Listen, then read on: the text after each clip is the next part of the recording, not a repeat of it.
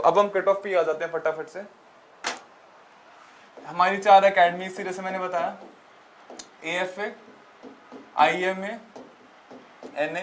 OTA को मैं थोड़ा अलग लिखूंगा क्योंकि इसमें पेपर भी आपके थोड़े डिफरेंट होंगे, पेपर यही होंगे पर कैलकुलेशन थोड़ी अलग होती है।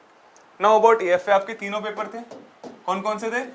इंग्लिश, मैथमेटिक्स और GS। तीनों पेपर को मिलाकर, तीनों के मार्क्स मिलाकर 20 देखो मिनिमम है ही, तो मैंने बोला 30-30 मिनिमम आपको रखने हैं। 30-30-30 आप दिमाग में चलो कि 30 यू हैव टू स्कोर। अब आपको लग रहा है AFA की कट ऑफ कितनी ज्यादा होगी out of 300? This is out of 300। Your whole तीनों पेपर का सम है ये 300 में से। कितने मार्क्स आप सोच रहे हो कि AFA में कितने चाहिए होते हैं? अरे यार, अगर आपने 130 स्कोर कर लिया ना, this is more than enough. 130 to 140, इससे ऊपर कट ऑफ नहीं जाती। वैसे कट ऑफ रहती है 125 से 30 के बीच में, 128, 129, 126, इतना कट ऑफ जाता है इसका। एंड 140 अगर आप स्कोर, 150 अगर आप स्कोर करो, that is your quite high score. अब आप देख लो 90 आपको यही हो चुका। आपको बस 10-20 नंबर कहीं कहीं बढ़ाने। अगर आप इंग्लिश में देख लो, आप 60 कर रहे हो तो 30 नहीं बढ़ गए हैं, 60, 30, 90, 120।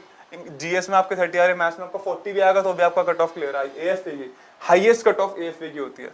बात करें IMA की, 115 से 120 कट ऑफ रहती है, लेकिन अब सेफ साइड के लिए फिर मैं वही बोलूंगा 125 रखो दिमाग में अगर IMA करना है तो।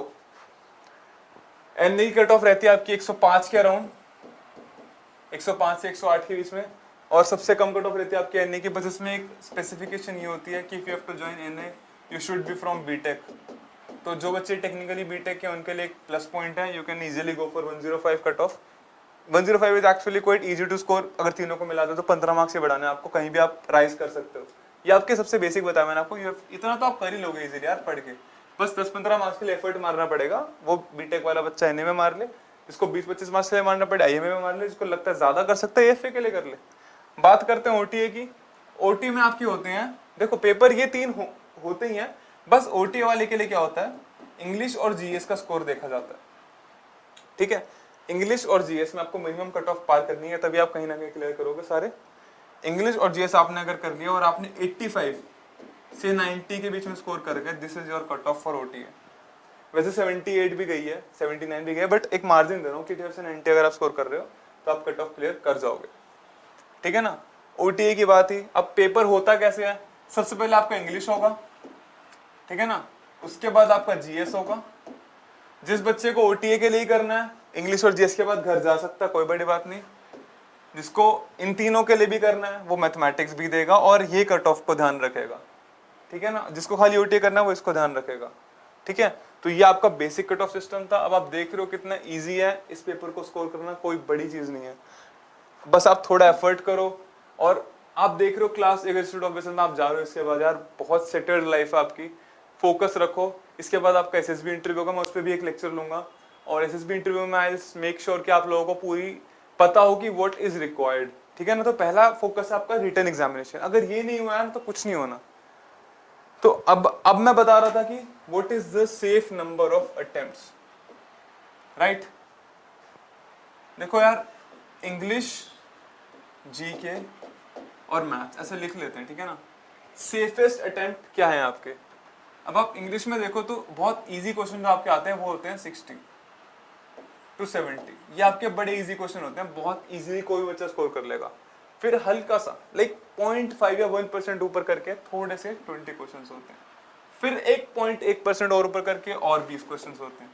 तो और 10 क्वेश्चन थोड़े से हार्ड होते हैं जो सिनोनिम सेंटेंस में आते हैं, जो बच्चों को ज्यादा नहीं समझ आते या बच्चे गलत कर देते हैं। ठीक है ना, तो एक सेफ अटेम्प्ट आपका इंग्लिश में रहेगा अगर आप स्कोर करना चाहते हो तो 80 to 90। ये मैं एवरेज बच्चे के लिए बता रहा हूँ फिर से, जिसको इंग्लिश बहुत अच्छी आती है, he can go for 120। Definitely आप स्कोर कर सकते हो, इसमें हाई है, लेकिन एक सेफ अटेम्प्ट आपका 80 से 90 हमेशा रहता है। अगर आप 80 से 90 स्कोर कर रहे हो तो आप खुद देख लो, पॉइंट रेट के अकॉर्डिंग आप 72 तो स्कोर कर ही रहे हो।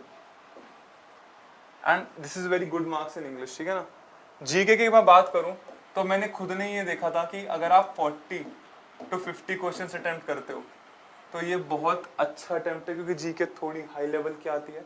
जिसको GK अच्छे से आती है, अगेन सेइंग, जितने मर्जी अटेम्प्ट करो यार, आपको आते हैं तो why shouldn't you attempt. But एक सेफ अटेम्प्ट मैं अपना जोन में बता रहा हूँ कि क्लियर करने के लिए मैंने क्या ट्रिक अपनाई थी। तो मैंने इतना 40 to 50 रखा था अपने स्केल में कि 40-50 मैं क्वेश्चन GK में करूंगा, और इसमें आप इजीली अगर आप 50 या 40 भी स्कोर कर रहे हो तब भी आपके 32 मार्क्स बन जाते हैं, ठीक है ना, इजीली। फिर मैथ्स की मैं बात करूं तो अगर आप 50 to 55 क्वेश्चन अटेम्प्ट कर पा रहे हो तो this is more than enough and you will easily get 50 marks from here only. अब आप अगर टोटल कर लो तो आपकी एएफए के यार सब सारी कट ऑफ क्लियर है सारी, तो इतना आप सेफ अटेम्प्ट में आराम से क्लियर कर सकते हो बस थोड़े एफर्ट डाल के। और बहुत इजी क्वेश्चंस बोले हैं मैंने आपको, टफ वाले नहीं है, ये आप चुन लो। लास्ट प्रीवियस ईयर 5 ईयर के क्वेश्चंस देखो और अपने क्वेश्चन चुन लो कि इन क्वेश्चंस पे तो मुझे वर्क करना है और इन्हें तो बिल्कुल नहीं छोड़ना है, तो उतना कर लिया। ये क्वेश्चंस बहुत इजीली क्लियर हैं और रिटन पार्ट तो बहुत इजी तरीके से आपका ढंग से क्लियर हो जाएगा। Now in the and I will just make sure कि आप लोग कुछ मेरे से जो मेरे एक्सपीरियंस है उससे मैं कुछ बता पाऊँ। तो कुछ इंपॉर्टेंट पॉइंट्स जो मेरे दिमाग में रहते थे वो ये रहते थे कि ड्यूरिंग एग्जामिनेशन सबसे पहले फोकस रखो इंग्लिश पे। आप वोकैबुलरी को ढंग से करके जाओ। आपने वोकैब ढंग से कर ली तो 90% इंग्लिश तो आपकी शॉर्ट हो जाएगी, क्योंकि कॉम्प्रिहेंशन में बच्चों को वोकैब समझ नहीं आती है। मेनली वर्ड्स से एकदम गेट टू गेट हो जाओ कि हाँ मैं एक वर्ड को यूज़ कर रहा हूँ तो सामने वाले की समझ भी पाऊँ और उसको डेली लाइफ में यूज़ कर लूँ। ऐसा कुछ आपका रहता है तो इंग्लिश वाला पार्ट तो बहुत ईजिली हो जाएगा। रही बात जीके की, तो जो बच्चे जीके बैकग्राउंड से नहीं है डीमोलराइज मत हो यार, इतने टफ नहीं आते। 50 क्वेश्चन तो आपके इजी रहते ही हैं, 40 से 50 क्वेश्चन। जो आप 30 क्वेश्चन आप कैसे रहेंगे जो सिंगल टिक वाले होंगे। 10 से 15 क्वेश्चन आपके साइंस के, 25 क्वेश्चन तो साइंस के भी होते हैं। तो जो बच्चे जीके बैकग्राउंड से नहीं है साइंस का वो भी स्कोर कर सकता है। तो सबके लिए बैलेंस्ड है एक तरीके से सब कुछ। तो आप करंट अफेयर रखो और साइंस रखो, जिसको साइंस वाला है आप 40 स्कोर कर लोगे। और जो जीके वाला है वो तो फिर पॉलिटी हिस्ट्री या फिर कोई भी 2 सब्जेक्ट चुन लो अपने और 2 सब्जेक्ट के ऊपर ढंग से वर्क करो, बाकियों को थोड़ा थोड़ा पढ़ते रहो, तब भी आप इजीली क्लियर कर लोगे। रही बात मैथमेटिक्स की, जो बच्चा मैथमेटिक्स बैकग्राउंड का नहीं है डोंट वरी, आपको हम भी सिखाएंगे। अरिथमेटिक सीरीज चलेगी हमारी आगे जाकर, आपको वो सीख सकते हो तो डेफिनेटली वो सीख लेना। और अगर उसमें नहीं भी प्रेजेंट हो पा रहे तो कोई बात नहीं, अगर आप पर डे सिर्फ एक पेपर भी सॉल्व करते हो ना सीडीएस का और 10 दिन लगाते हो मैथ्स को करने के लिए, तो और रिवाइज कर लोगे 2-3 बार उन पेपर्स को, जो क्वेश्चन नहीं हो रहे थे उनको 2-3 बार रिवाइज कर लोगे, that is more than enough to get you through the examination. इतना इजी एग्जामिनेशन है तो मैं बोलूंगा यार सबसे इंपॉर्टेंट बात तो रखो प्रीवियस ईयर। अगर आप प्रीवियस ईयर कर लोगे ना तो मेरे ख्याल से तो कोई रोक नहीं सकता आपको मैथमेटिक्स में और इंग्लिश में।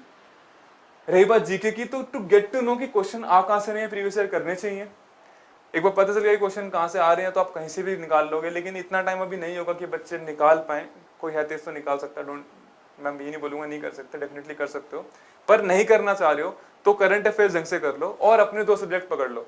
साइंस वाले साइंस पकड़ लो, जो आपका जी वैसे वाले हैं पॉलिटी हिस्ट्री वाले, तो उनमें से कोई दो पकड़ लो ढंग से, उनको एकदम तरीके से पढ़ लो और बाकी को थोड़ा थोड़ा।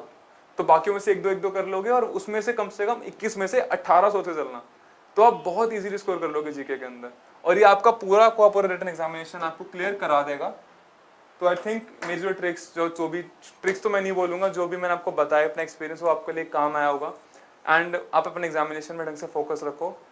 सीडीएस को क्लियर करना कोई बड़ी बात नहीं है, ये मैं आपको अभी बता रहा हूँ। अगर आप अच्छी स्ट्रैटेजी से जा रहे हो, स्मार्ट वर्क कर रहे हो, तो बहुत इजीली आप उसको आराम से क्लियर कर लोगे। ऑलराइट, तो आज का लेक्चर हम लोग यहीं एंड करते हैं एंड होपफुली आप मोटिवेटेड भी फील करोगे यार। जय हिंद। अब मैं भी सीडीएस क्लियर कर चुका हूँ और I hope to see you all as my juniors in the next term. So hope to see you soon. Thank you so much.